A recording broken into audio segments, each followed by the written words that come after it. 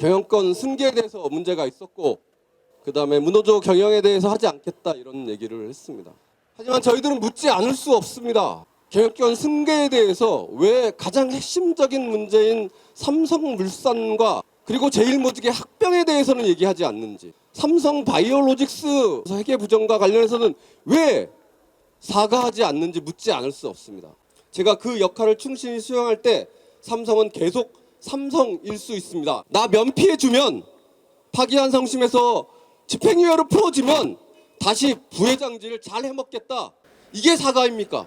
삼성은 자랑스러워할 만한 기술력을 갖고 있는 반면에 그것을 유지하고 존재하기 위한 경영은 너무나 후진적입니다.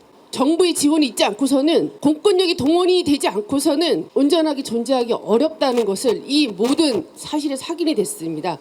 여러 단체들을 불온단체로 지정하고 후원하는 임직원들을 가려내겠다라고 하는 이런 시대착오적인 행태까지 있어야 가능한 존속 가능한 것이 삼성이라고 하는 것은 우리 모두의 불행이라고 생각합니다. 사과하는 것이 지금 본인이 앞두고 있는 재판에 유리하게 하기 위한 거다라고 하는 건 제가 장담합니다. 그 사과가 진정성을 가지려면 제대로 죗값을 치러야 된다. 우리는 지난 연말 선고된 삼성 노조 파괴 사건 판결 이후 삼성의 지속적인 불법 사찰의 진상을 규명하고 책임자를 가려내 처벌하고 피해자가 입은 유무형의 손해를 배상하며 재발 방지 대책을 마련할 것을 수차례 삼성에 요구했지만 이번에도 삼성은 여전히 그에 대한 답변을 하지 않았다. 이재용 부회장은 입장문을 읽으며 여러 차례 카메라를 향해 고개를 숙였지만 그의 얼굴은 피해자를 향한 적이 없다. 삼성은 국정농단 파괴한 성심 양형에 영향을 주기 위해 언론에 대고 사과문을 발표할 뿐 현재에도 진행 중인 범죄 행위를 중단하거나 그 피해로 고통받는 피해자들에게 어떠한 조치도 취하지 않고 있다. 삼성은 수년간 조직적으로 실행한 노조 파괴, 불법 사찰이라는 중대 범죄에 대한 사과를 이재용 개인의 범죄의 대가를 가볍게 하기 위한 수단으로 활용할 뿐이다.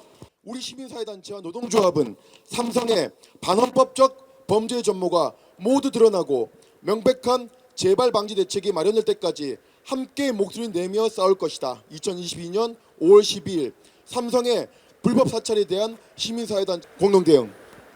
진정성 없는 사과, 면피용 사과, 이재용 사과를 규탄한다.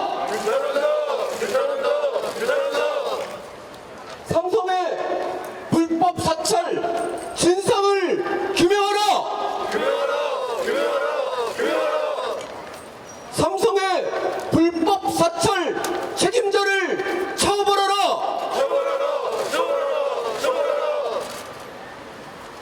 꼼수 사과, 거짓 사과, 이재용